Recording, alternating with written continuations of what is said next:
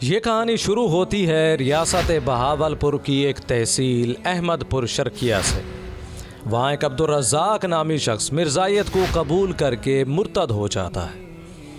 اس کی بیوی عائشہ بنت الہی بخش عدالت میں درخواست دائر کرتی ہے کہ میرا شوہر مرزائی ہو گیا ہے، لہذا مجھے اس سے علیحدگی چاہیے۔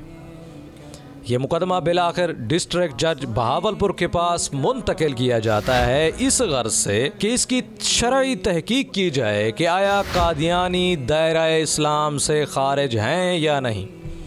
یہ پہلی بار عدالتی سطح پر ہو رہا تھا۔ یہ مقدمہ کئی سالوں تک چلتا رہا۔ بالآخر اس مقدمے کا فیصلہ جج جناب محمد اکبر خان نے کیا۔ 7 فروری 1935 کو اس کا فیصلہ ہوا تھا، جس کے مطابق مرزا قادیانی اور اس کے پیروکار اپنے عقائد اور اعمال کی بنا پر مسلمان نہیں بلکہ کافر ہیں اور دائرہ اسلام سے خارج ہیں۔ عبدالرزاق اور اس کی بیوی عائشہ بنت الہی بخش کا نکاح منسوخ کیا جاتا ہے، ختم کیا جاتا ہے اور وہ دونوں علیحدگی اختیار کر سکتے ہیں۔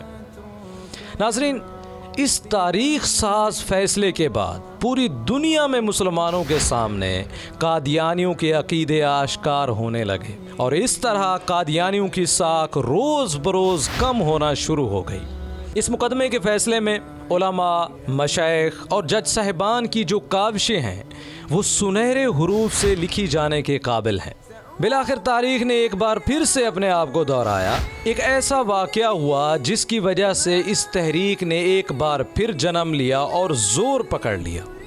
ہوا کچھ یوں تھا، ملتان کے کچھ طلباء تھے، نشتر میڈیکل کالج کے کچھ طلباء تھے، وہ سیر و تفریح کی غرض سے پشاور جا رہے تھے چناب ایکسپریس ٹرین کے ذریعے۔ جب یہ ٹرین ربوہ کے مقام پر پہنچی تو وہاں پر حسب عادت قادیانیوں نے خرافات پر مبنی مرزا قادیانی کے لٹریچر شائع کرنا شروع کر دیے اور تقسیم کرنا شروع کر دیے۔ نوجوان طلباء اس سے مشتعل ہو گئے اور انہوں نے ختم نبوت زندہ آباد اور قادیانیت مرد آباد کے نعرے لگانا شروع کر دیے۔ 29 مئی 1974 کو یہ طلباء سیر و سیاحت کے بعد جب پشاور سے واپس ملتان آ رہے تھے تو ربوہ پہنچتے ہی قادیانی دیسی ہتھیاروں سے مسلح ہو کر طلباء پر ٹوٹ پڑے اور طلباء کو بے دردی سے مارنا پیٹنا شروع کر دیا اور ان کا سامان بھی لوٹ لیا۔ یہ خبر ملک میں انن فنن آگ کی طرح پھیل گئی اور ہر جگہ مظاہروں کا ایک طوفان امڑ آیا۔ اس وقت مجلس تحفظ ختم نبوت کے امیر مولانا سید محمد یوسف بنوری رحمۃ اللہ علیہ کی دعوت پر تمام طبقات نے لبیک کہا۔ 9 جون 1974 کو لاہور میں اس مجلس کا پہلا اجلاس منعقد ہوا، جس میں قادیانیت کے خلاف ایک بھرپور تحریک چلانے کا اعلان کیا گیا۔ اس تحریک کا بس ایک ہی نعرہ تھا، مرزائیوں کو اقلیت اور غیر مسلم قرار دیا جائے۔ اس حوالے سے مجلس عمل کے قائدین نے پورے ملک کے طوفانی دورے کیے اور قادیانیت کے خلاف محاذ پر تمام مکاتب فکر کو متحد کیا۔ قادیانی اس تحریک سے بلبلا اٹھے اور مسلمانوں کو تشدد کے ذریعے ہراساں کرنے کے لیے کئی جگہ دستی بموں سے حملے بھی کیے۔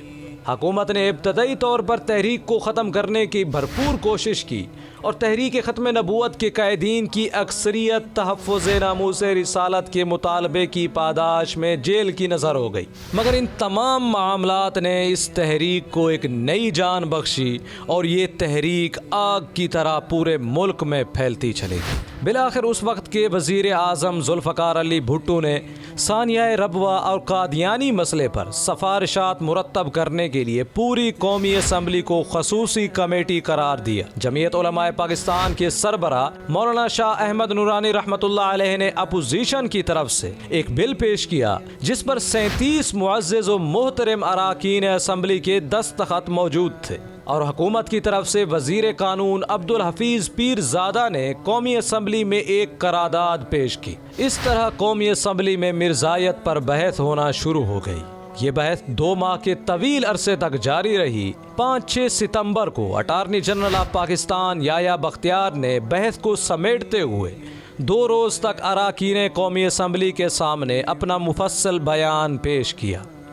بالآخر وہ مبارک گھڑی آ گئی جب 7 ستمبر 1974 کو 4:35 پر قادیانیوں کے دونوں گروپوں مرزائی اور لاہوری گروپ کو قومی اسمبلی نے متفقہ طور پر غیر مسلم اقلیت قرار دے دیا۔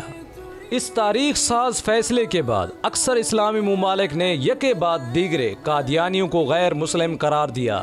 اس فیصلے نے جہاں اہلیان پاکستان کی دینی جذبات کی مکمل ترجمانی کی، وہاں پر پوری دنیا کے مسلمانوں میں اسلامیان پاکستان کی قدر کو بھی بڑھا دیا کہ پاکستان کے مسلمان حضور صلی اللہ علیہ وسلم کی ناموس کے لیے اپنی جان کی قربانی دینے کے لیے بھی تیار ہیں، مگر ختم نبوت پر کسی کو ڈاکہ ڈالنے کی اجازت نہیں دے سکتے۔ 17 فروری 1983 میں مجلس تحفظ ختم نبوت کے ایک مبلغ محمد اسلم قریشی کو مبینہ طور پر مرزا طاہر کے حکم پر مرزائیوں نے اغوا کیا تو یہ واقعہ ایک بار پھر بھرپور تحریک کا سبب بنا۔